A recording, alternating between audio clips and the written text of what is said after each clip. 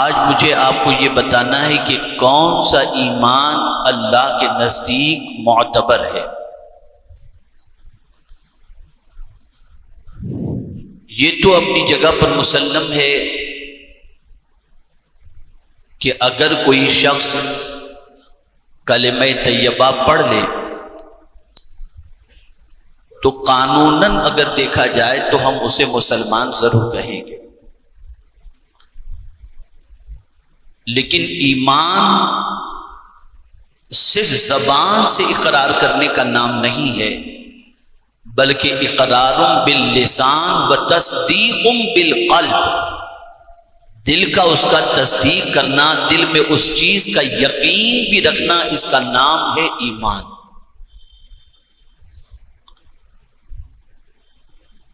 اور دل کی کیفیت کو اللہ رب العزت جل جلالہ جانتا ہے، اسی لیے قرآن مقدس میں بے شمار مقامات پر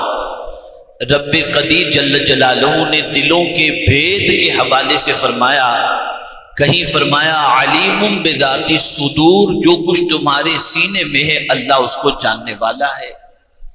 کہیں فرمایا یعلم خائنۃ الاعین وما تخفی الصدور، وہ آنکھوں کی خیانت اور دل کے چھپے ہوئے بھید کو جانتا ہے۔ اسی لیے بعض لوگ ایسے تھے جن کی زبان تو اقرار کر رہی تھی کہ ہم ایمان لائے، لیکن چونکہ اللہ عز و جل دلوں کے بھید کو جانتا ہے، اس لیے رب قدیر جل جلالہ نے ان کے ایمان کا انکار فرما دیا۔ جیسا کہ سورہ بقرہ کی ابتدائی آیات میں ہے وَمِنَ النَّاسِ مَن يَقُولُ آمَنَّا بِاللَّهِ وَبِالْيَوْمِ الْآخِرِ وَمَا هُمْ بِمُؤْمِنِينَ، ڈائریکٹ ان کے ایمان کا انکار رب قدیر نے فرما دیا کہ کچھ لوگ یہ کہتے ہیں کہ ہم اللہ پر ایمان لائے اور یوم آخرت پر ایمان لائے، لیکن وہ مومن نہیں ہے۔ اور ریزن یہ بتایا گیا فی قلوبہم مرض، ان کے دل میں کھوٹ ہے، وہ انسان کو دکھانے کے لیے اپنے آپ کو شو کر رہے ہیں کہ ہم مومن ہیں، حقیقت یہ ہے کہ ان کے دل میں ایمان نہیں ہے۔ ایک اور مقام پر رب قدیر نے فرمایا یقولون بافواہہم ما لیس فی قلوبہم، منافقین کی کیفیت قرآن بیان کرتا ہے کہ وہ منہ سے تو کہتے ہیں لیکن دل میں نہیں ہے۔ تو پتہ یہ چلا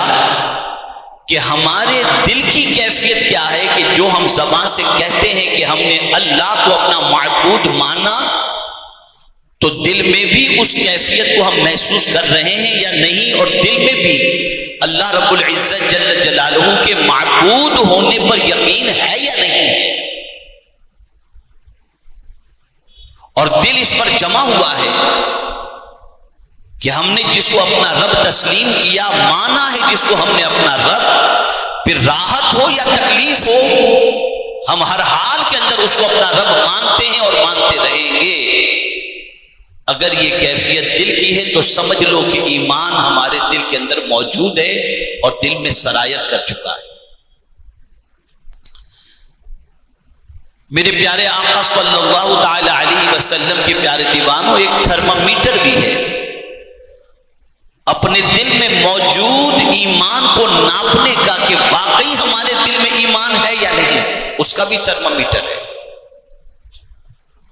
اور یہ تھرمامیٹر اللہ کی کتاب نے ہمیں عطا فرمایا، قرآن مقدس نے ہمیں عطا فرمایا۔ اللہ ارشاد فرماتے ہیں وَلَكِنَّ اللَّهَ حَبَّبَ إِلَيْكُمُ الْإِيمَانَ وَزَيَّنَهُ فِي قُلُوبِكُمْ وَكَرَّهَ إِلَيْكُمُ الْكُفْرَ وَالْفُسُوقَ وَالْعِصْيَانَ۔ اللہ ارشاد فرماتا ہے کہ ان کے دل کو ہم نے، ان کے دل میں ایمان کی محبت ہم نے پیدا کر دی، ان کے دل میں ایمان کو ہم نے محبوب بنا دیا، اور پھر اس کو آراستہ کیا، ڈیکوریٹ کیا۔ پتہ چلا جس کے سینے میں، جس کے دل میں ایمان ہوتا ہے، اس دل کو اللہ ڈیکوریٹ بھی کرتا ہے، اس دل کو اللہ سجاتا بھی ہے، اس دل کو اللہ سنوارتا بھی ہے۔ ایک گھر آپ ہے تو اس گھر کے اندر آپ ڈیکوریشن کر کے اس کو سنوارتے ہیں، کرٹن لگاتے ہیں، فرنیچر رکھتے ہیں، صوفہ سیٹ رکھتے ہیں، ایئر کنڈیشن رکھتے ہیں، کمکمے لگاتے ہیں، اس طرح سے اس کو آپ ڈیکوریٹ کرتے ہیں، تو اللہ نے بھی جس کے دل کو چن لیا ہے ایمان کے لیے، اس دل کو بھی اللہ ڈیکوریٹ کرتا ہے، نماز سے ڈیکوریٹ کرتا ہے، محبت رسول سے ڈیکوریٹ کرتا ہے، مومنوں کی محبت سے ڈیکوریٹ کرتا ہے، آخرت کی محبت اور نیکیوں سے ڈیکوریٹ کرتا ہے۔ اور جب وہ دل جس کے اندر یہ ساری چیزیں پیدا ہو جائیں کہ اس کو نماز میں دل لگتا ہو، نماز اس کو بے پناہ محبوب ہو، روزے محبوب ہوں، بھلائیاں محبوب ہوں، نیکیاں محبوب ہوں، تو یہ تھرمامیٹر ہے جس سے سمجھ میں آتا ہے کہ اللہ نے ہمارے دل کو ایمان سے آراستہ کر دیا اور محبوب بنا دیا ہے۔ لیکن یہاں ایک اور چیز قرآن نے کہہ دی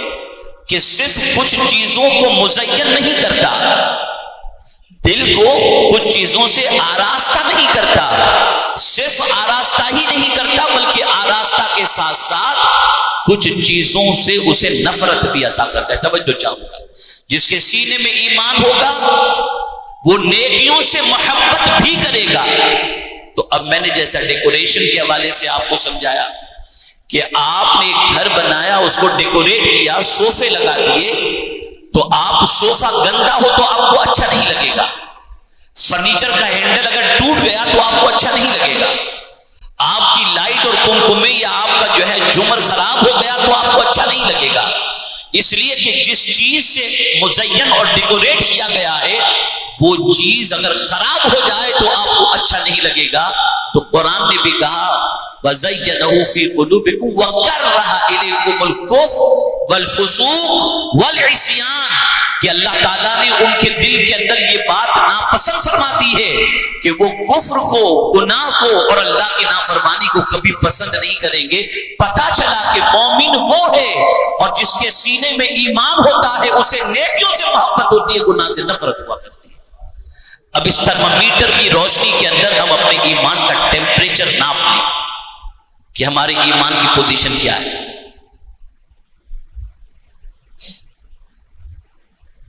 تو میں یہ سمجھتا ہوں کہ آقا کریم صلی اللہ علیہ وسلم کے ایک ارشاد کی روشنی کے اندر ہم اپنے ایمان کو یوں بھی سمجھ سکتے ہیں۔ ایک صحابی بارگاہ رسالت مآب صلی اللہ علیہ وسلم میں حاضر آئے اور عرض گزار ہوئے مل ایمان یا رسول اللہ صلی اللہ تعالی علیہ وسلم، یا رسول اللہ صلی اللہ تعالی علیہ وسلم ایمان کیا ہے؟ ایمان کیا ہے؟ اب کسی مفتی صاحب سے پوچھنے کی ضرورت نہیں ہے، حضور صلی اللہ علیہ وسلم سے بڑا مفتی کوئی دوسرا نہیں، اور حضور نے جب فتویٰ دے دیا اس فتوے کو رد بھی کوئی نہیں کر سکتا۔ پوچھنے والے نے پوچھا یا رسول اللہ صلی اللہ علیہ وسلم ایمان کیا ہے؟ آقا کریم صلی اللہ علیہ وسلم نے فرمایا اذا سرتک حسنتک وساءتک سیئتک فانت مؤمن، جب تیری نیکی تجھے خوش کر دے اور تیرا گناہ تجھے بے چین کر دے بس تو مومن ہے، یعنی نیکی کرنے کے بعد تجھے خوشی محسوس ہو، اے اللہ تیرا شکر ہے کہ تو نے مجھے یہ نیکی کی توفیق عطا فرمائی، طبیعت کے اندر فرحت پیدا ہو جائے، نیکی کر کے افسوس نہ ہو، نیکی کر کے ٹینشن نہ ہو، نیکی کر کے افسردگی نہ ہو۔ مثال کے طور پر میں آپ کو بتاؤں، فنڈ ریزنگ ہو، آپ کو ابھارا جائے کہ اللہ کا گھر بن رہا ہے، آپ تعمیر میں حصہ لیجئے، اب 2 سیٹ کے ساتھ آپ بھی بیٹھے ہوئے تھے تو ان سیٹوں نے 25-25 ہزار لکھا دیے، تو آپ نے ان کی منور میں آپ نے کہا کہ چلو 35 ہزار میری طرف سے، لیکن گھر جانے کے بعد بیوی سے آپ نے کہہ دیا میں تو آج پھنس گیا تھا، ان دونوں نے 25 لکھا ہے، اگر میں 20 لکھا تھا تو میری عزت چلی جاتی، کیا کروں مجبوراً میں نے 35 لکھا دی، تو اب نیکی کر کے آپ کو خوشی نہیں، گیا آپ کا معاملہ سب۔ لیکن صدیق اکبر کو دیکھو، بارگاہ رسول صلی اللہ علیہ وسلم میں سب کچھ لا کر پیش کر دیا، حضور نے پوچھا ابو بکر رب یہ پوچھ رہا ہے سب دے کر خوش تو ہو نا، مچل گئے صدیق اکبر رضی اللہ تعالیٰ عنہ اور عرض کیا حضور میرے مولا نے مجھ سے پوچھا ہے کہ سب دیکھ کر کے خوش ہو، اس سے بڑھ کر میرے لیے اور کیا سعادت کی بات ہوگی کہ رب کی بارگاہ میں میرا نام لیا جا رہا ہے۔ حضور سب کچھ میں نے اللہ کے نام پہ قربان کر کے میں راضی ہوں، اللہ اگر اسے قبول فرما لے تو میرے لیے بہت بڑی سعادت کی بات ہوگی۔ تو کبھی نیکی کر کے آدمی ٹینشن میں آ جاتا ہے، خوشی نہیں ہوتی، اور حضور فرماتے ہیں صلی اللہ علیہ وسلم نیکی کر کے آدمی خوش ہو جائے، اللہ تیرا شکر ہے۔ آج سچویشن یہ ہو گئی کہ نیکی کے راستے پر چلتے ہوئے انسان کو اگر کوئی تکلیف آ جائے، جب سے مولانا میں نے نماز شروع کیا نا بہت پریشان ہے، معاذ اللہ، جب سے میں سیدھے راستے پر چلنے لگا ہوں نا تو ایسا لگتا ہے جیسے طوفان میرے گھر کے دروازے پر دستک دے رہا ہے۔ تو یہ ایمان کی کمزوری کی علامت ہے۔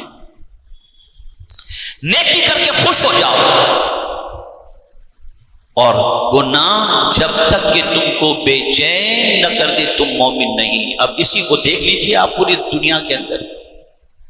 پوری دنیا میں ایک لیٹسٹ سروے کے مطابق اسلامی ممالک 52 ہو یا 57 ہو جو بھی ہیں، لیکن اسلام پر عمل کرنے والے ملکوں کا اگر جائزہ لیا جائے، اب یہ نہیں معلوم کہ یہ تحقیق صحیح ہے یا غلط ہے، لیکن پہلے نمبر پر نیوزی لینڈ کا نمبر آتا ہے جہاں اسلام پر سب سے زیادہ عمل کیا جاتا ہے، اور ملیشیا کا نمبر 36واں آتا ہے جہاں مسلمانوں کی تعداد سب سے زیادہ ہے، اور اگر یہ کہوں گا تو آپ کو شاید تعجب ہو کہ 138 یا 32ویں نمبر پر سعودی آتا ہے اسلام پر عمل کرنے کے۔ اور وہاں تک جانے کی ضرورت نہیں ہے، ہم خود اپنی زندگی کا جائزہ لیں، اپنی زندگی کا۔ حضور فرماتے صلی اللہ علیہ وسلم وساعت کا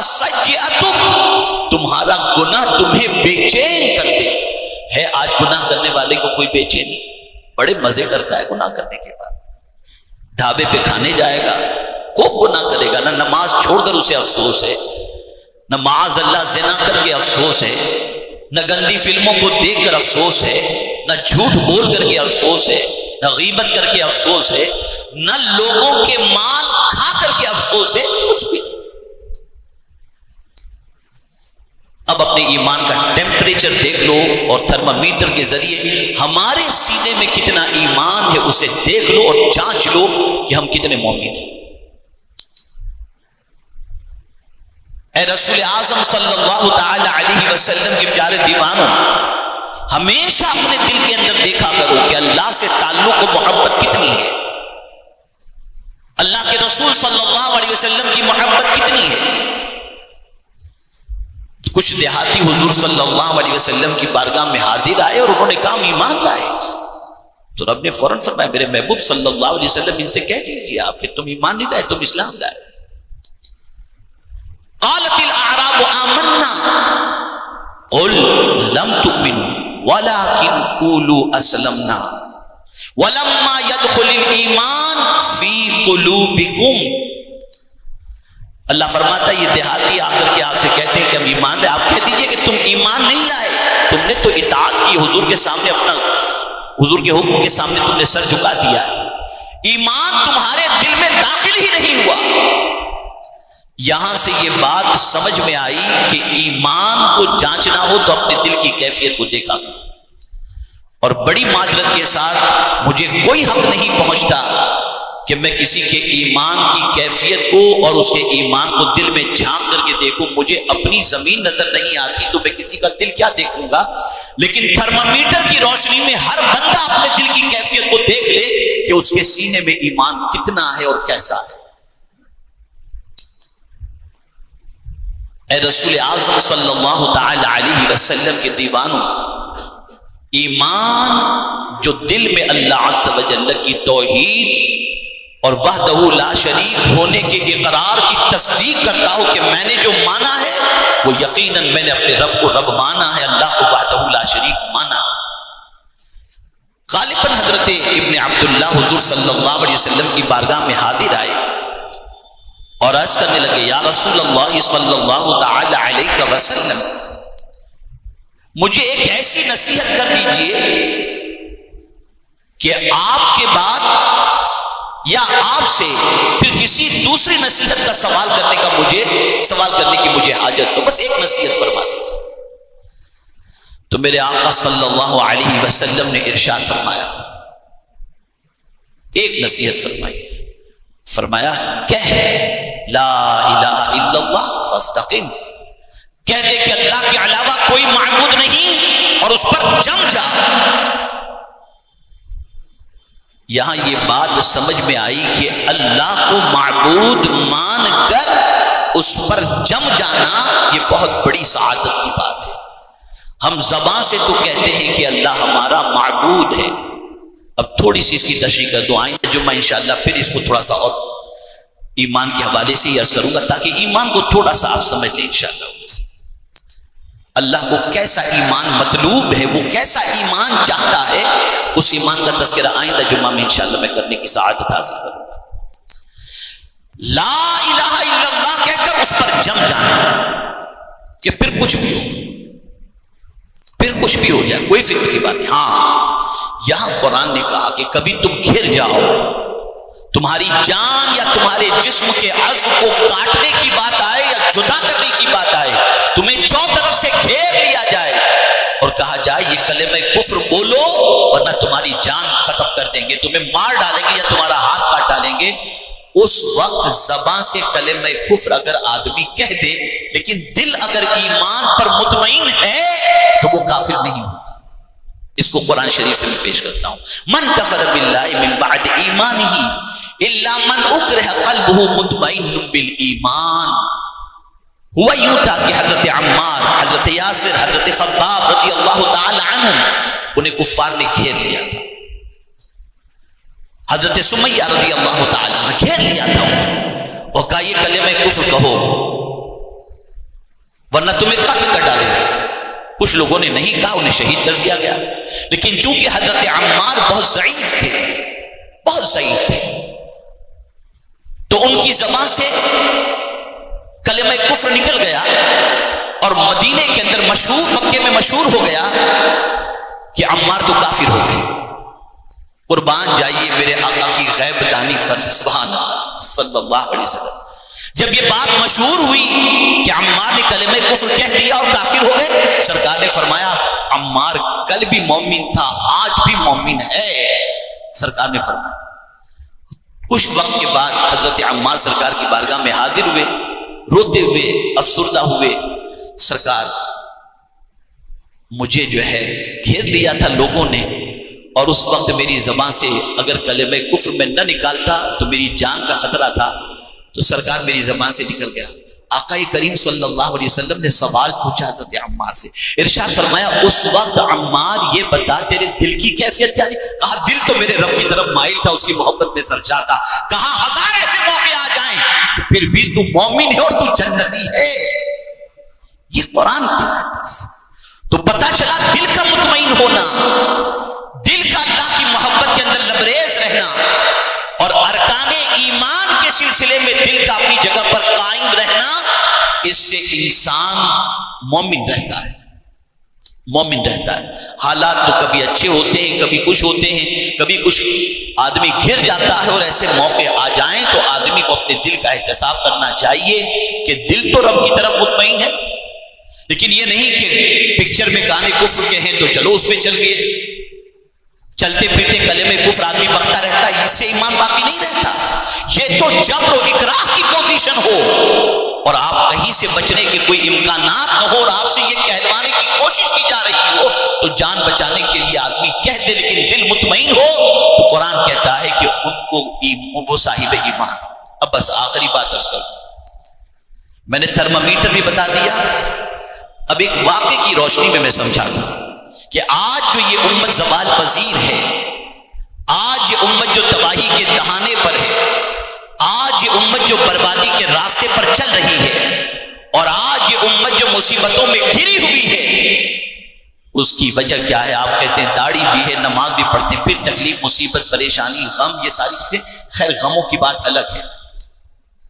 وہ تو اللہ تعالیٰ جس سے محبت کرتا ہے اسے مصیبت عطا فرماتا ہے۔ آپ بھی سوچیں گے بڑی عجیب ہے، بخاری شریف کی حدیث ہے، من یرید اللہ بہ خیر یصب منہ او کما قال، اللہ جس بندے سے بھلائی کا ارادہ فرماتا ہے اس کو تکلیف عطا کرتا ہے، مصیبت میں گرفتار کرتا ہے۔ خیر، اب یہ واقعے کو سماعت فرمائیں۔ ایک صاحب ایک طوطا خریدتے ہیں، انشاءاللہ اس سے آپ سمجھ جائیں گے خود اپنی کیفیت کو۔ ایک صاحب طوطا خریدتے ہیں اور اسے کلمہ سکھاتے ہیں، طوطے نے کلمہ یاد کر لیا۔ اب جب بھی کوئی ان کے گھر پر آتا تو طوطے سے کہتے کہ اے طوطے ذرا کلمہ تو سنا، میرے پیارے کلمہ تو سنا، تو طوطا کلمہ پڑھتا، سب خوش ہو جاتے کہ طوطے نے کلمہ پڑھا، اور پھر دن بھر طوطا کلمہ ہی پڑھتا رہتا، کلمہ ہی پڑھتا رہتا۔ ہر کوئی آتا تو طوطے سے کہا جاتا کلمہ سناؤ، تو طوطا کلمہ پڑھتا، تو مشہور ہو گیا ان کا تو طوطا بھی ماشاءاللہ کلمہ پڑھتا ہے، یہ مشہور ہو گیا۔ ایک دن پنجرے کا دروازہ کھلا رہ گیا، بلی نے جھپٹ کر طوطے کو پکڑ لیا، تو طوطے نے چی چی چی چی چی چی کرنا شروع کیا۔ تو طوطے کے مالک نے جس نے اس کو کلمہ سکھایا تھا اسے افسوس ہوا کہ یار زندگی بھر تو کلمہ پڑھتا رہا لیکن مرتے وقت کلمہ نہیں پڑھا، میری ساری محنت برباد ہو گئی، ساری محنت۔ وہ ایک بزرگ کے پاس حاضر ہوا، کہا حضور مجھے بہت افسوس ہے، کیا ہوا؟ تو انہوں نے فرمایا کہ انہوں نے عرض کیا حضور مسئلہ یہ ہے کہ میرا طوطا زندگی بھر کلمہ پڑھتا رہا لیکن بلی نے جب جھپٹ ماری اور اس کے بعد اس کی موت کا وقت آیا تو اس نے کلمہ نہیں پڑھا، چیں چیں چیں چیں کرنا شروع کیا، مجھے اس کا افسوس ہے۔ حضور فرماتے ہیں بیٹا اس میں افسوس کی کیا بات ہے، طوطے کی زبان پر تو کلمہ تھا، دل میں کلمہ نہیں تھا۔ اب ہم دیکھ لیں ہماری کیا کیفیت ہے، ہماری کیا کیفیت ہے، ہم خود دیکھ لیں۔ کیا دل میں بھی اللہ اور اس کے رسول کی اتنی محبت ہے جتنی گناہوں کی محبت ہے؟ تو ہمارا دل